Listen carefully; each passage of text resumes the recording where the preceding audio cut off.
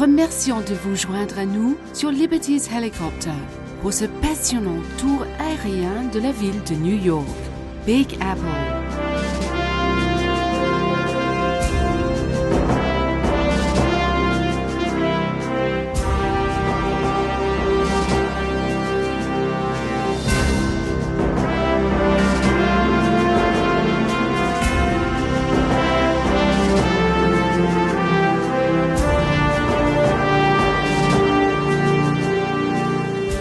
Avec plus de 8 millions et 200 000 habitants en 2011, la ville de New York est composée de 5 quartiers: Brooklyn, Queens, le Bronx, Staten Island et Manhattan.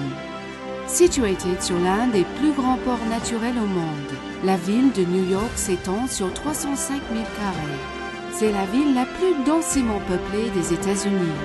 On estime que plus de 800 langues y sont parlées. Donc si vous êtes l'un des 9 millions de visiteurs étrangers qui se rendent ici chaque année, vous avez de bonnes chances de tomber sur quelqu'un qui parle votre langue. La zone métropolitaine de New York compte plus de 19 millions de personnes. Et si cette visite vous offre un panorama à couper le souffle, s'étendant sur des milles, nous allons nous concentrer principalement sur l'île de Manhattan, le plus ancien des 5 quartiers. Liberty Helicopter jouit d'une expérience exceptionnelle de plus de 25 ans en termes de sécurité. Il s'agit de la société d'hélicoptères la plus grande et la plus expérimentée du nord-est des États-Unis. Et Liberty est fier d'utiliser le AS-350 A-Star d'American Eurocopter, l'un des hélicoptères les plus innovants actuellement. Le A-Star offre une sécurité et des performances exceptionnelles et tous les appareils de Liberty ont un équipement de sécurité ultra performant, y compris les flotteurs gonflables. En vous élevant au-dessus de New York, dans nos cabines confortables à température contrôlée, vous êtes assuré d'une expérience unique grâce aux hélicoptères de Liberty. Avec leur conception aérodynamique, nos appareils fondent l'air, offrant une expérience de vol agréable et confortable, tandis que les sièges montés face à l'avant permettant une visibilité optimale tout au long de la visite.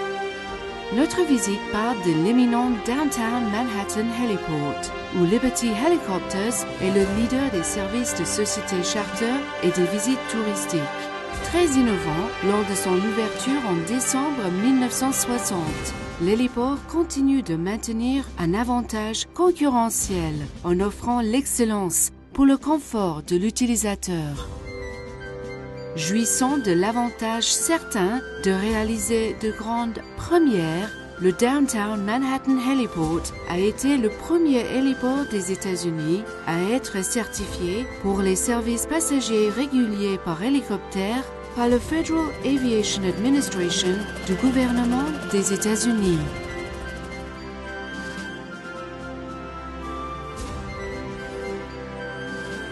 Au cours de notre ascension palpitante, quoique finalement relativement tranquille, à une altitude de croisière de 1500 pieds, vous êtes invité à vous asseoir, à vous détendre et à garder votre caméra au point parce que nous allons entreprendre une visite unique de ce qui est sans doute la ville la plus renommée et célèbre dans le monde.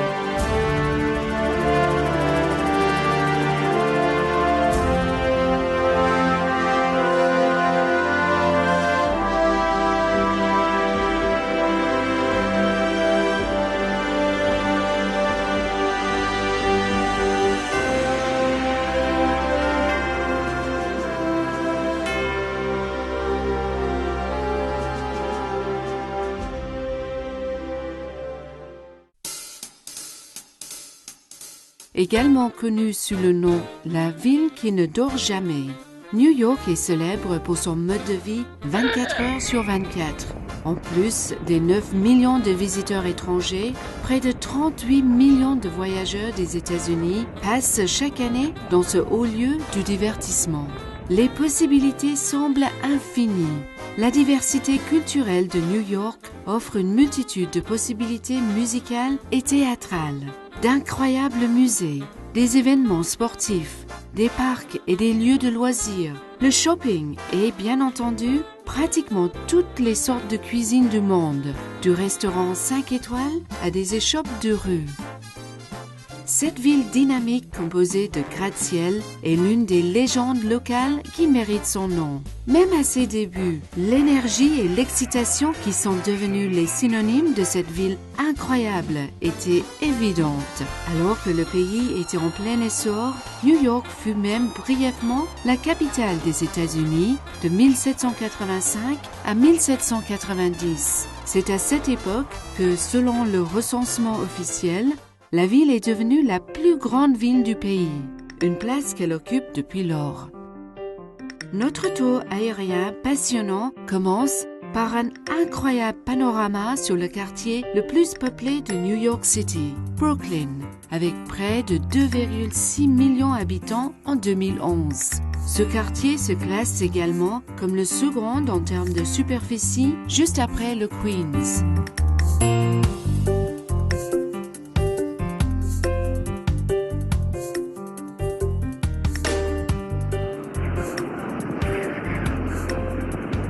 Il abrite l'un des plus magnifiques symboles de New York, le pont de Brooklyn, qui a été achevé en 1893, facilitant la jonction vers Manhattan.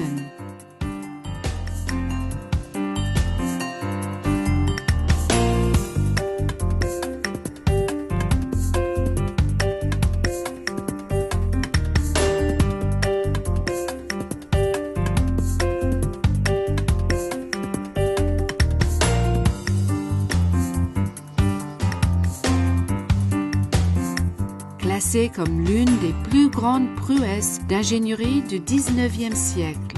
Le pont de Brooklyn s'étend sur plus d'1 mille, enjambant la rivière East entre Brooklyn et Manhattan. Il s'agit du pont suspendu le plus grand au monde.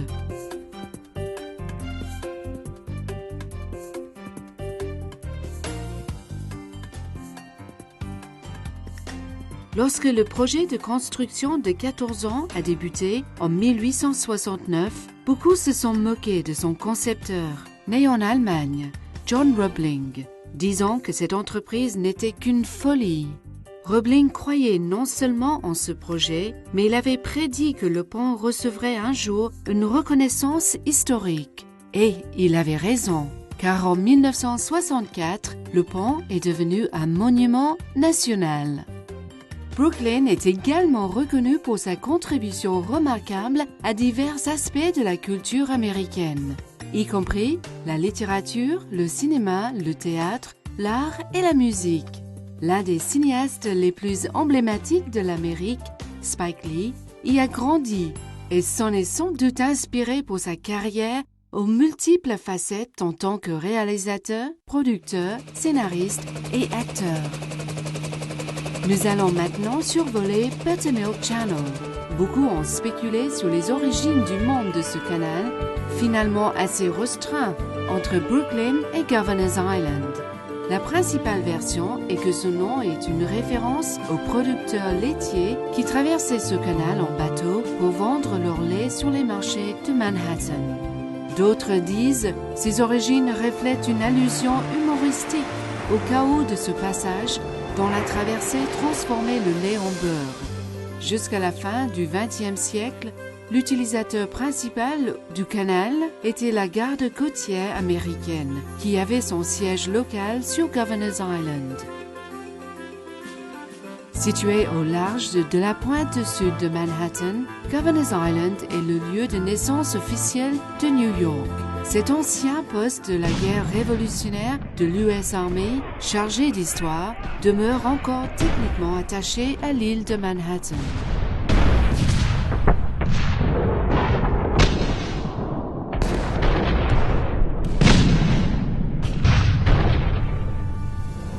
En mai 1624, l'île a été le lieu d'arrivée des premiers colons néerlandais de la colonie de New Netherland, formée sur la côte nord-est de l'Amérique du Nord.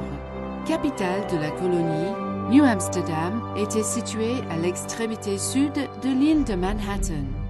Conçue comme une entreprise privée pour exploiter la fourrure nord-américaine, New Netherland a été cédée aux Anglais en 1664 et ils ont rebaptisé New Amsterdam en lui donnant le nom de New York en juin 1665.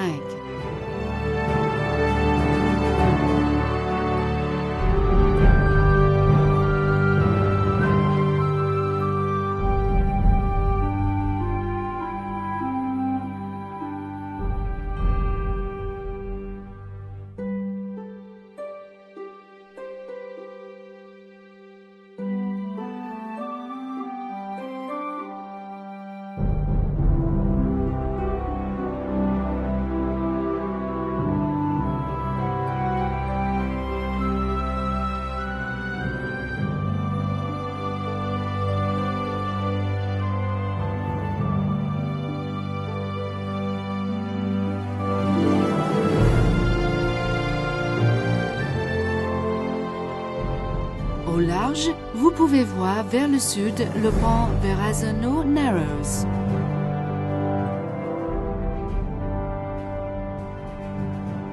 Ce double pont suspendu relie Staten Island à Brooklyn. Le pont doit son nom d'une part à l'explorateur italien Giovanni de Verrazzano, considéré comme le premier navigateur européen à entrer dans le port de New York et à naviguer sur la rivière Hudson, et d'autre part à l'étroitesse du cours d'eau qu'il traverse, The Narrows, le goulet.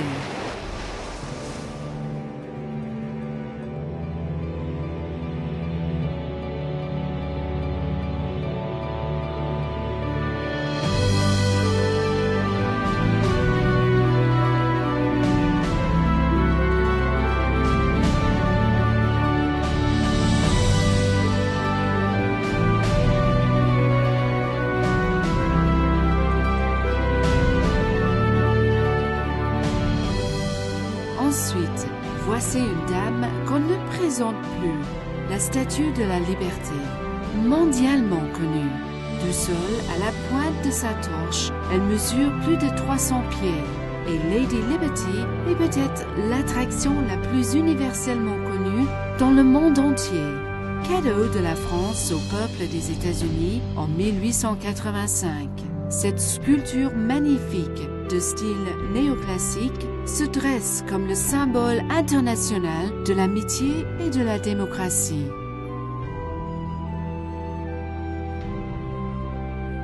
Quelques anecdotes sur cette dame hautement symbolique. Son poids total est de 450 000 livres et sa taille fait près de 35 pieds de circonférence. En 1984, l'UNESCO a déclaré que cette statue était un chef-d'œuvre de l'esprit humain.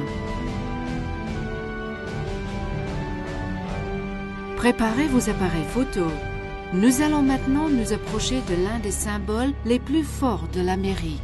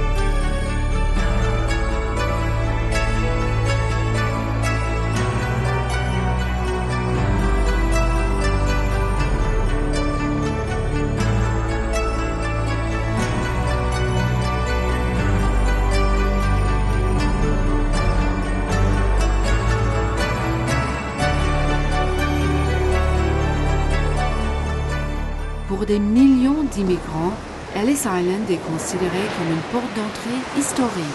Ceux qui étaient en quête d'un asile, de liberté ou tout simplement qui voulaient avoir la chance de participer au rêve américain se sont assemblés en ces lieux entre 1892 et 1954.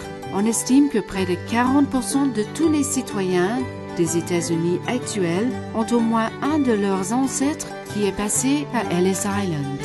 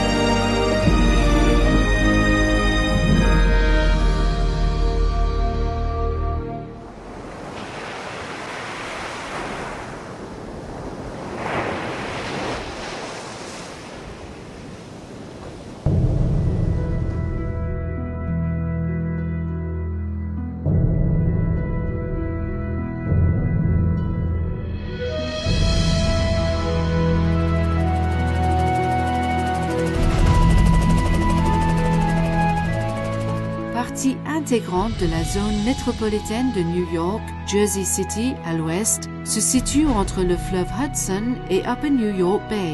Avec 11 000 de front de mer et un réseau ferroviaire très dense, Jersey City contribue considérablement à l'économie de l'État, avec nombreuses industries de services, ce qui en fait la deuxième plus grande ville du New Jersey.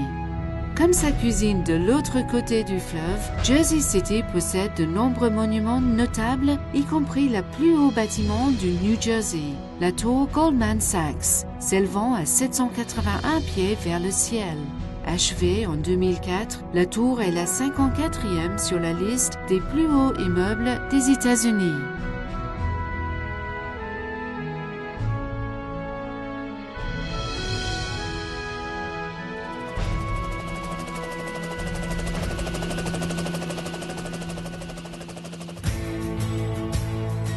En direction du nord maintenant, nous approchons du cœur de Manhattan, le plus densément peuplé des 5 quartiers de New York, avec plus d'1,5 million de personnes vivant au sein de 23 000 carrés. Et ces chiffres ne tiennent même pas compte des 2 millions de personnes qui font des déplacements quotidiens pour travailler.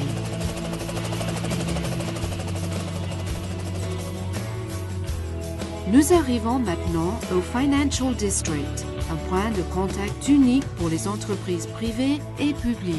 On y trouve Wall Street et la bourse de New York. Vous verrez également Woolworth Building, construit par le roi des chaînes de magasins. Le Woolworth Building est l'un des plus anciens gratte-ciel de la ville.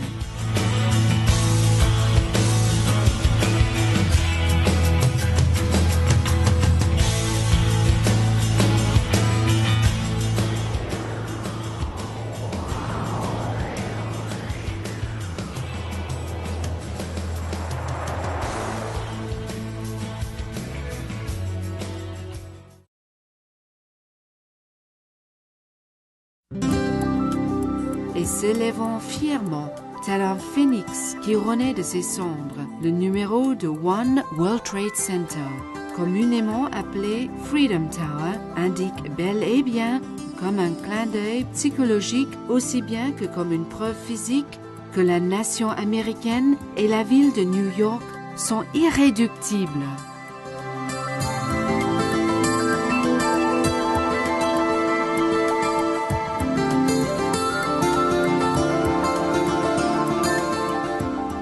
nous arrivons maintenant à ce magnifique dédale de béton.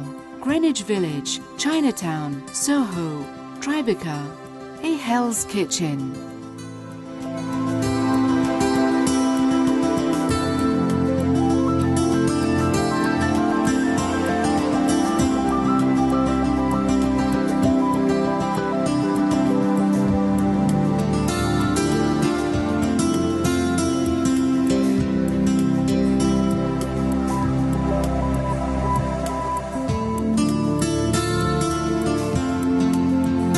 Dominant Manhattan, voici le 102 Empire State Building. Cet élégant gratte-ciel art déco se dresse comme une icône culturelle. Le bâtiment le plus haut du monde, tout aussi impressionnant que le jour où il était achevé en 1931. 3 ans plus tard, la merveille architecturale faisait ses débuts au grand écran avec le film King Kong. Fier de ses 1454 pieds jusqu'au sommet de la Flèche, d'où les touristes jouissent aujourd'hui d'une vue spectaculaire sur la ville.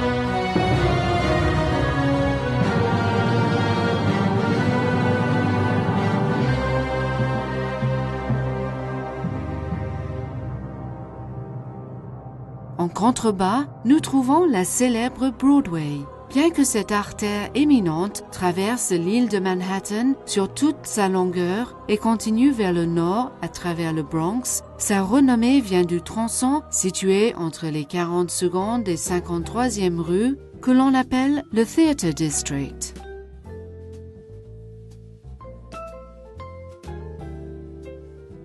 Comptant parmi les premières rues électrifiées des États-Unis dans les années 1880, cette partie de Broadway a été tellement brillamment éclairée par des panneaux de publicité électrique que les habitants lui ont donné un surnom dans les années 1890, The Great White Way. Lorsque les animations de la rue se sont déplacées, on a donné ce nom à Times Square, pour les mêmes raisons. Les amateurs de sport seront particulièrement intéressés par le bâtiment circulaire ci-dessus. Il s'agit de l'un des stades les plus célèbres dans le monde entier, le Madison Square Garden. Il a été le cadre du championnat du monde de boxe, de spectacles musicaux et il accueille l'équipe NBA des New York Knicks et les New York Rangers de la Ligue nationale de hockey. 2 autres stars se trouvent sur notre route. On peut les voir plus à l'est, les buildings MetLife et Chrysler.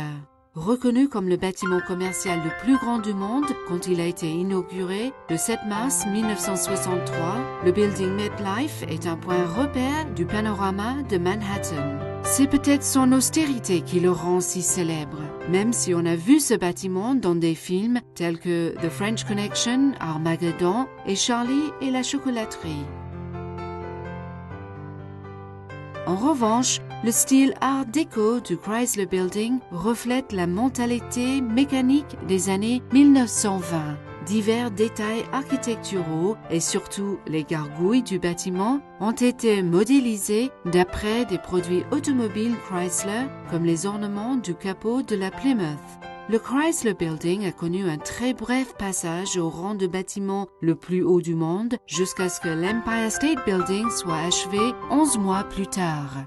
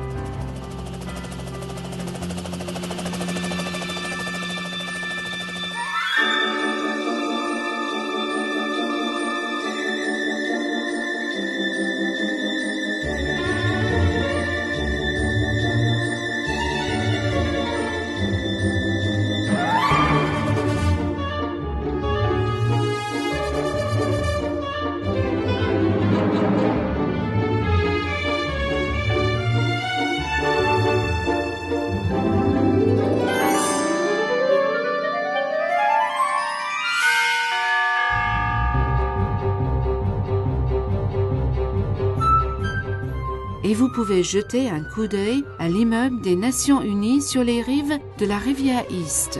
Avant le choix de la ville de New York, c'est Navy Island, près des chutes de Niagara, en Ontario, au Canada, qui était le candidat favori pour le siège de l'ONU. Au cours des recherches, plusieurs autres sites ont été suggérés dans différents pays. Cependant, suite à ces recherches approfondies, c'est une vaste parcelle de terrain appelée Turtle Bay qui surplombe la rivière qui a été choisie. Composée de 192 États membres, l'Organisation des Nations Unies est souvent appelée le centre des affaires mondiales.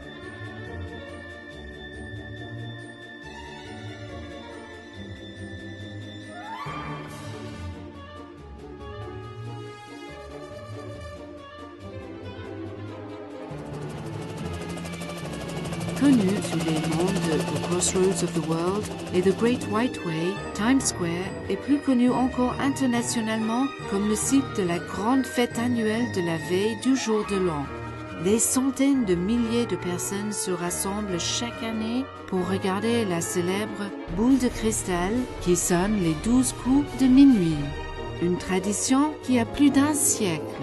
Après le déplacement de son quartier général à Longacre Square, le propriétaire du journal The New York Times, Adolph Ox, a persuadé la ville de renommer ce lieu en lui donnant le nom de Times Square. Et il a été décidé de célébrer son déménagement par un spectacle de feux d'artifice grandiose la veille du jour de l'an. Le journal espérait surpasser ce spectacle l'année suivante, en 1907, avec un spectacle encore plus impressionnant. Son chef électricien a alors construit une boule lumineuse qui descendait progressivement le long d'un mât jusqu'à ce qu'elle touche le sol aux 12 coups de minuit. Ce fut un tel événement populaire que la tradition a continué, avec de nombreuses améliorations au fil des ans, longtemps après que le Times ne s'installe dans l'Ouest 43e.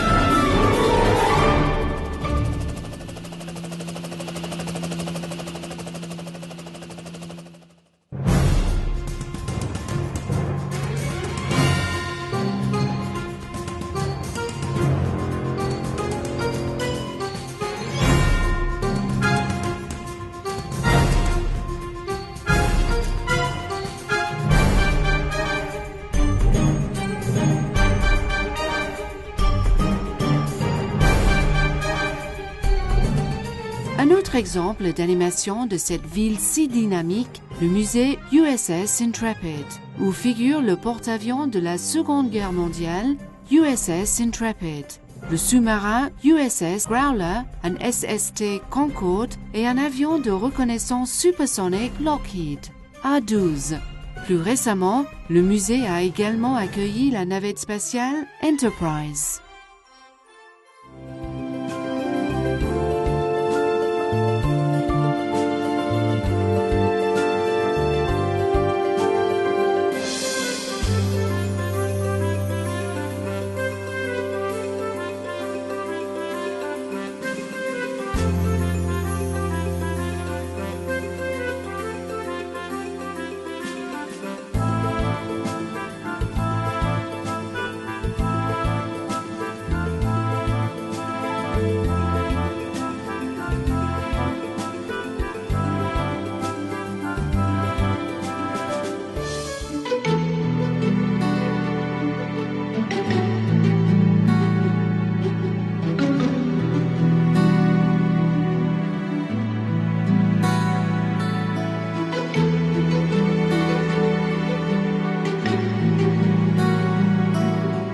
Situé au cœur de la ville, le bien nommé Central Park est un autre point de repère historique célèbre, aussi bien par la littérature et le cinéma que la musique.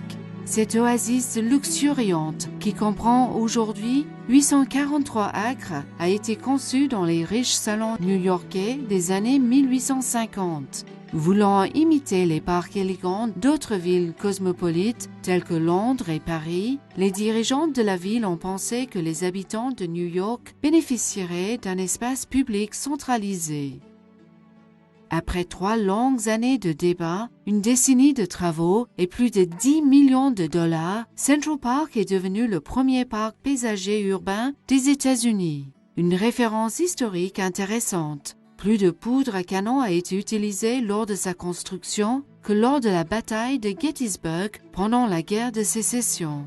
Visité par environ 35 millions de personnes chaque année, ce haut lieu social a dépassé de loin l'objectif et les attentes de ses concepteurs. En 2005, la valeur immobilière du parc a été prudemment estimée à une valeur de plus de 500 milliards de dollars.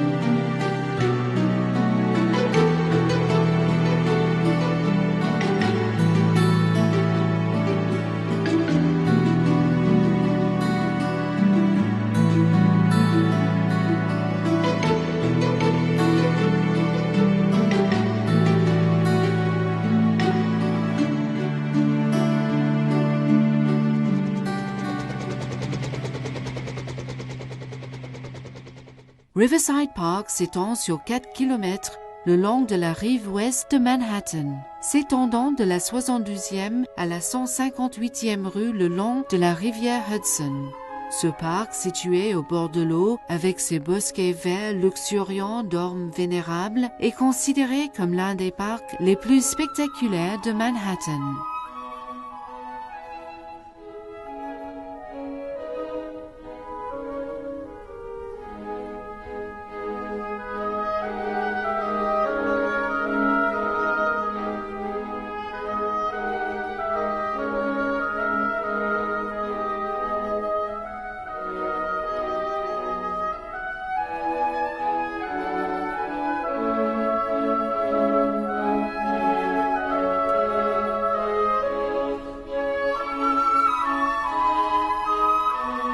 Juste à côté, en montant de 392 pieds, vous pouvez voir les flèches gigantesques de la plus haute église des États-Unis, The Riverside Church. Célèbre pour son architecture richement ornée, ce lieu de culte interconfessionnel a été appelé le bastion de l'activisme et du débat politique tout au long de son histoire, soit plus de 75 ans.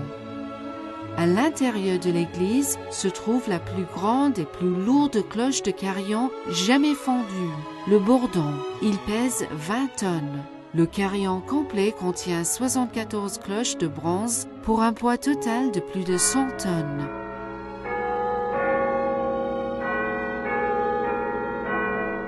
Le carillon fondu par Gillett & Johnston, une fonderie d'Angleterre, a été expédié à New York en 1925 et a été installé à Riverside Church en 1930. En reconnaissance de sa conception et des répercussions sociales importantes de l'église, il a été nommé New York City Landmark en l'an 2000.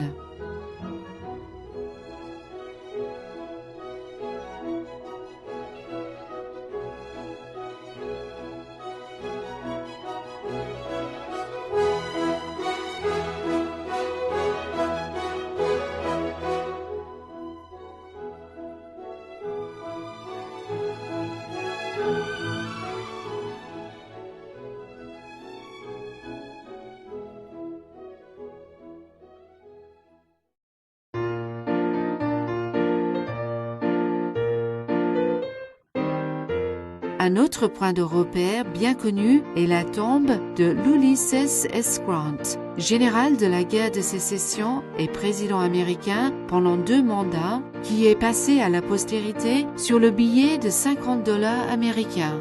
Le monument, qui contient les restes de président Grant et sa femme Julia, a été achevé à temps pour le 75e anniversaire de sa naissance, le 25 avril 1897.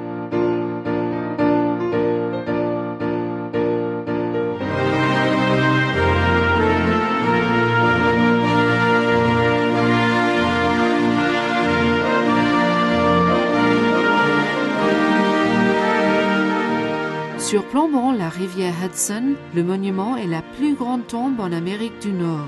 Environ 120 000 personnes le visitent chaque année.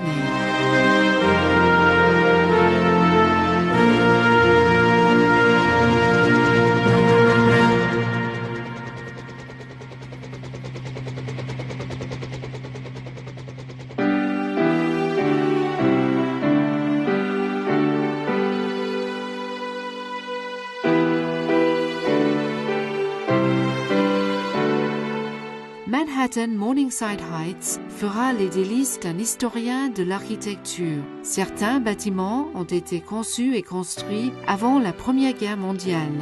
Parmi ces merveilles, citons la cathédrale néo-gothique St. John the Divine. Si son titre de plus grande cathédrale et église anglicane et 4e plus grande église chrétienne au monde est contesté par la cathédrale anglicane de Liverpool, le bâtiment est en effet incroyablement grand. L'intérieur couvre plus de 120 000 pieds carrés. Son surnom de St. John's the Unfinished, Saint-Jean l'inachevé, est le fruit d'une série de circonstances malheureuses. Inaugurée en 1888, la construction a été perturbée par les 2 guerres mondiales. En fait, les célébrations consacrant la nef de la cathédrale ont été interrompues le dimanche 7 décembre 1941 par l'attaque sur Pearl Harbor. Les travaux n'ont pas repris sérieusement pendant près de 4 décennies. Ensuite, un violent incendie, un autre jour de décembre, en 2001, a provoqué une autre fermeture et la cessation de la construction. La cathédrale reste inachevée alors que les travaux et les réparations étaient encore en cours en 2011. De ce panorama, nous approchons le quartier historiquement diversifié de Harlem. Nous pouvons aussi voir la plus ancienne institution de l'enseignement supérieur de l'État de New York, l'Université de Columbia, fondée par une charte royale en 1754 sous le nom de King's College. L'école a été rebaptisée Columbia College en 1784 suite à la Révolution américaine. Souvent défini par ses cycles économiques en montagne russe, Harlem est probablement plus connu comme un centre résidentiel, culturel et commercial afro-américain majeur. Le village original, formé par les Néerlandais dans les années 1600, a été nommé d'après la ville de Haarlem aux Pays-Bas.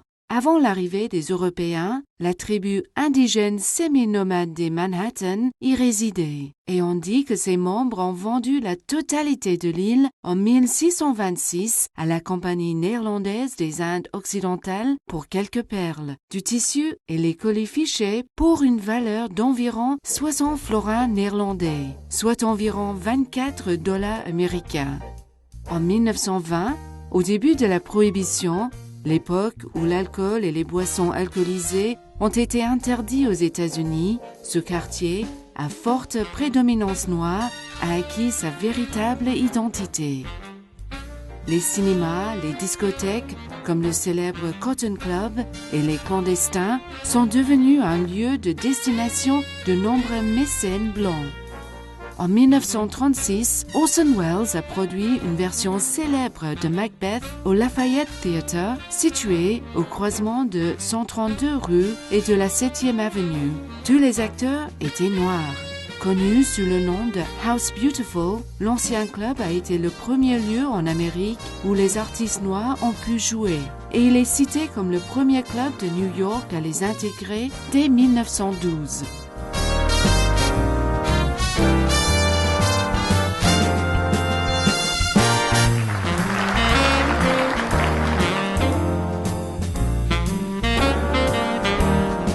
Écrivains et musiciens de Harlem sont particulièrement bien connus, avec certains des clubs les plus légendaires comme l'Apollo Theatre, qui a lancé de nombreuses carrières à l'échelle internationale, notamment Ella Fitzgerald, Billie Holiday, Diana Ross et les Supremes et James Brown.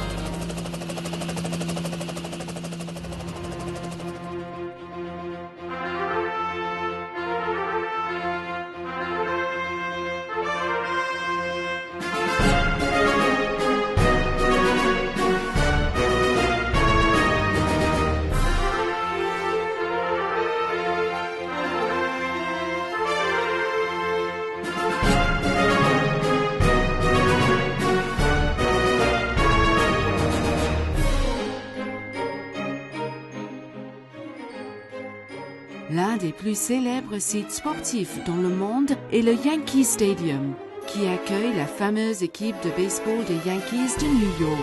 Cependant, le lieu que nous allons maintenant voir n'est pas le légendaire House that they built, mais plutôt son successeur qui a été achevé en 2009. Construit juste en face du site original, la nouvelle installation intègre de nombreux éléments du précédent Yankee Stadium, en hommage à l'histoire des Yankees qui évoque de grands noms tels que Mickey Mantle, Joe DiMaggio et le Babe lui-même, Babe Ruth.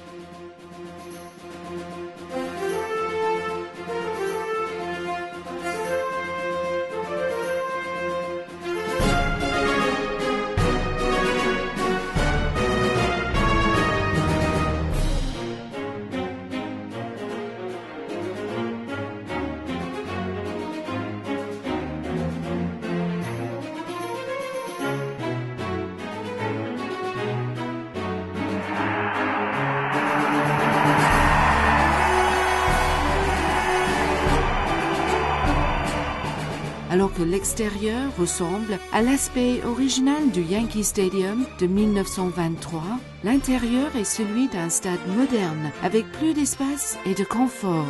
Le premier match du nouveau Yankee Stadium était un match d'exhibition joué en avant-saison contre les Chicago Cubs. Il a eu lieu le 3 avril 2009 et les Yankees l'ont emporté par 7-4.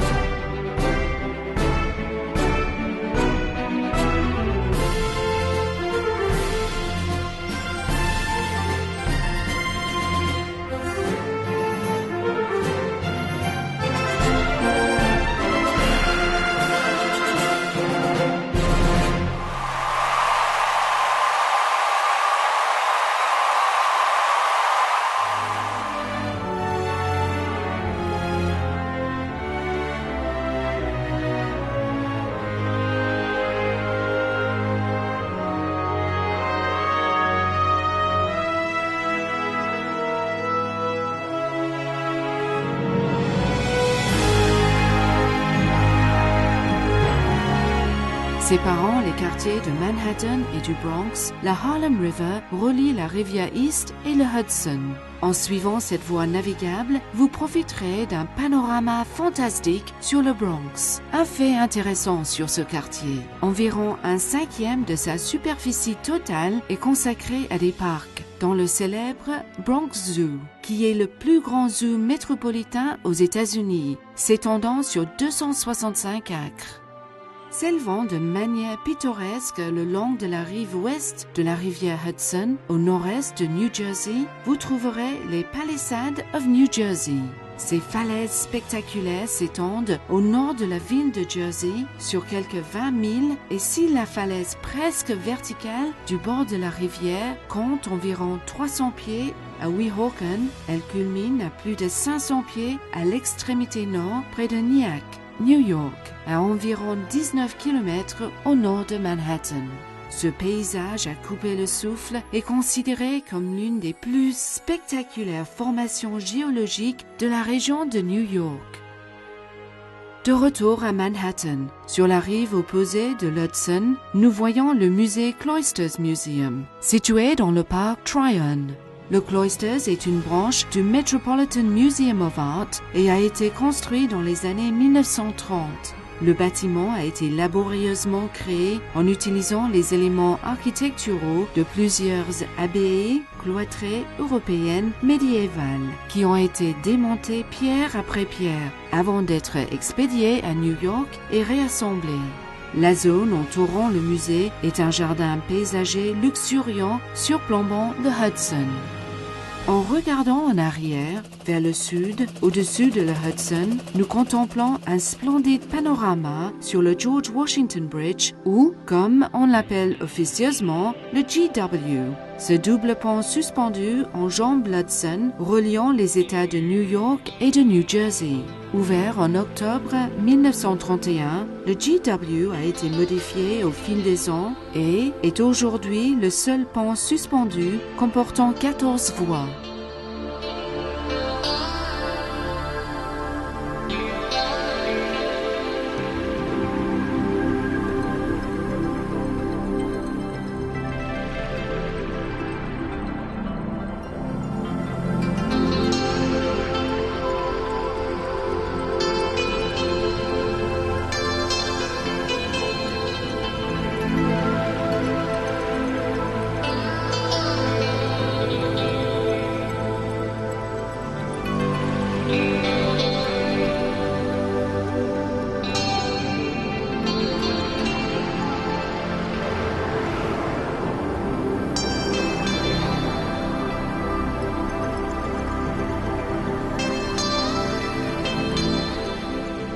Alors que nous commençons notre descente progressive pour contempler de plus près encore la grande beauté et la diversité de Central Park, nous profiterons également de certaines nouvelles perspectives sur de nombreux monuments que nous avons déjà vus pendant la première partie de notre voyage.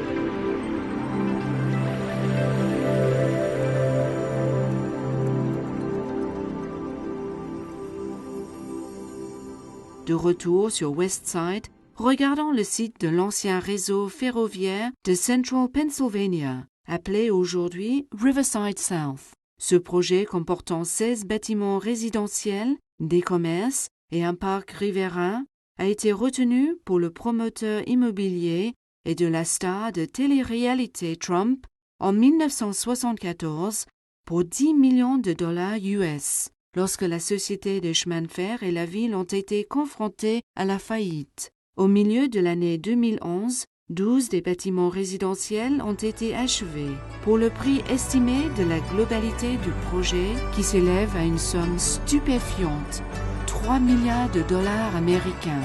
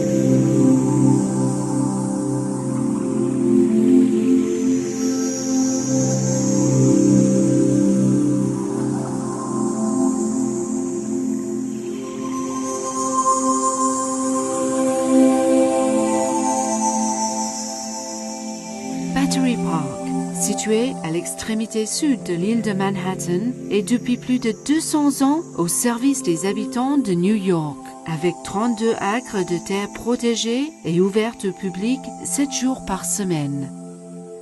Castle Clinton ou Fort Clinton, anciennement nommé Castle Garden, est le fort de grès circulaire que nous voyons ci-dessus dans Battery Park.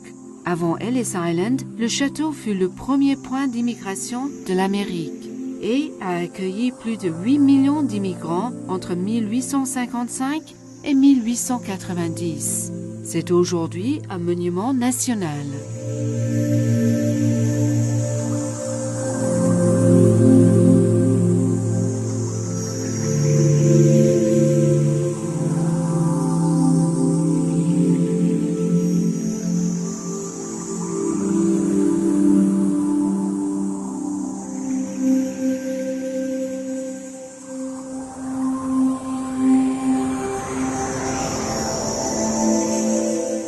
Exploité par le ministre des Transports de la ville de New York, le ferry de Staten Island a transporté des passagers entre les quartiers de Manhattan et Staten Island depuis 1905.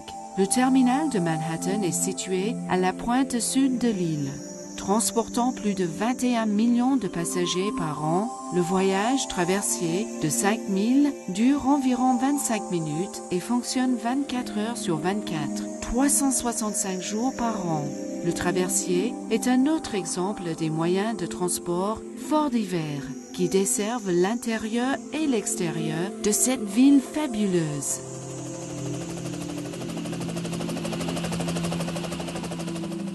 Immédiatement adjacent au Financial District, nous voyons le pittoresque South Street Seaport. C'est dans ce quartier historique que nous trouvons certains des monuments les plus anciens dans le centre-ville de Manhattan et il comprend la plus grande concentration de bâtiments commerciaux restaurés datant du début du 19e siècle dans la ville. Il abrite également le célèbre musée de Seaport, avec plus de 30 000 pieds carrés d'espace d'exposition et d'établissements d'enseignement. Le musée maritime comporte également la plus grande flotte privée de navires historiques du pays.